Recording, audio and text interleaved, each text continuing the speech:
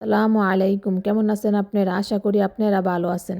করে বলে যান এই শাক দেখে কার কার খেতে মন চাচ্ছে? আপনাদের এলাকায় এই শাকটা কি নামে পরিচিত? আমাদের এলাকায় বোত্তা শাক বলে। প্রথমে বোত্তা শাকগুলি ধুয়ে পরিষ্কার করে একটি পাত্রে বসিয়ে দিলাম। এবার কিছুটা ধনেপাতা, কাঁচামরিচ, পরিমাণ মতন লবণ দিয়ে বসিয়ে দেব চুলায়। চালটা যার যার পরিমাণ মতন বাড়িয়ে কমিয়ে নিতে পারবেন। এবার ঢাকনা দিয়ে ডেকে দেব কিছুক্ষণ সিদ্ধ হওয়া পর্যন্ত।